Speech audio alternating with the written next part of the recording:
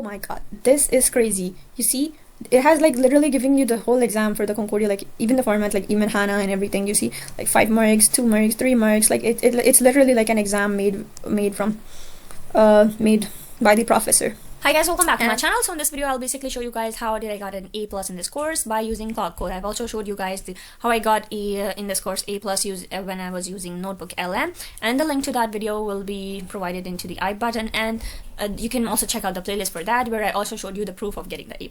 Now coming back to this video, so your first step is basically go on Moodle over the course, so whatever course you want, and simply go ahead and download any slide that you wish to study or anything that you want. Okay, so all the slides that you want to study, just go over them, download them, and then come to the Claude Code. Okay, so now once your Claude Code, what you basically have to do is let's just do some MCQs to try to understand this. Okay, so and you just have to do MCQs like once you are done with the Notebook LM, because Notebook LM was just to understand the concepts and everything, right? Once you have understood, let's go ahead and try to refresh your memory with some MCQs. And so this is what you basically have to do.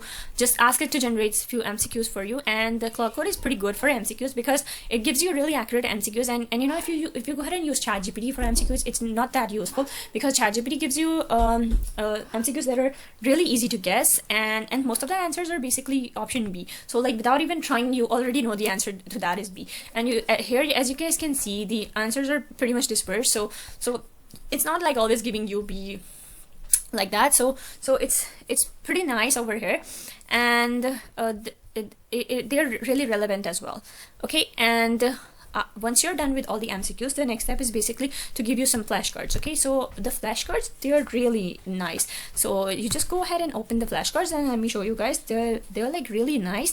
Like, what are the 4 components of a computer system? And you get like hardware, operating system, app, programs, and users. So these flashcards, they pretty much summarize the whole slide. Like I'm not lying, guys.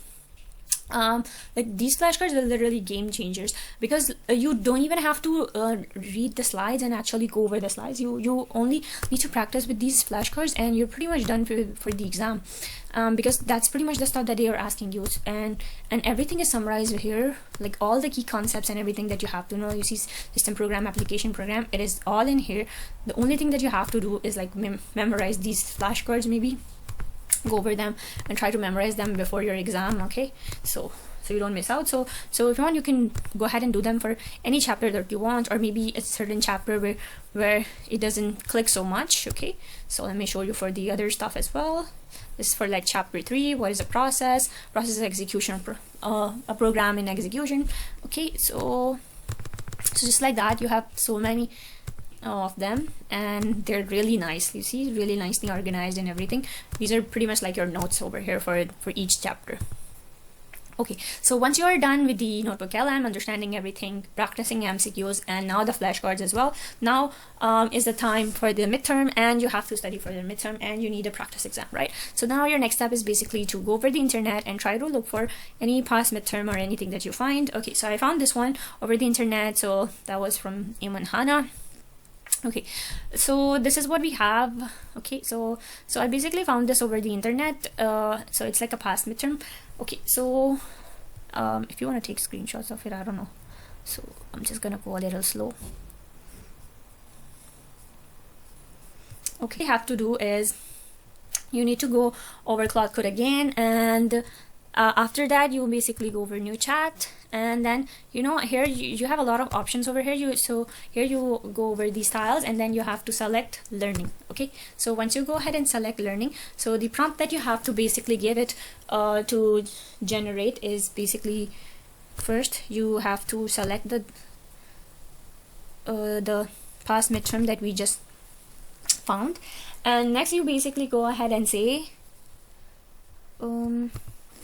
you basically go ahead and you just have to say that this is a past midterm exam for this course. I want you to generate me a similar final exam for this course with answers so I can practice for my midterm exam. After giving me the exam paper, analyze this exam deeply and give me the topics that I should highly focus on studying for the exam to get the highest score.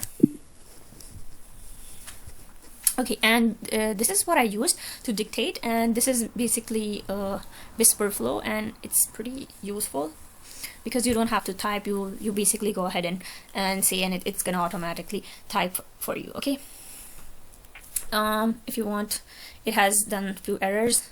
This past exam, okay, past exam for this course. Okay, so now let's go ahead and generate it.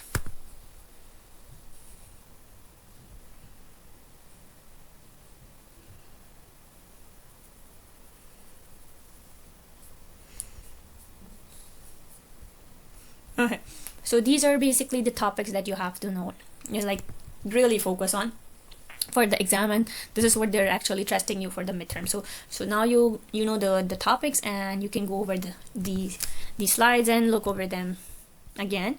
And okay, so I think there was a problem generating the exam, so I gave it the prompt again, like give me the exam, and like, oh my god, look at that.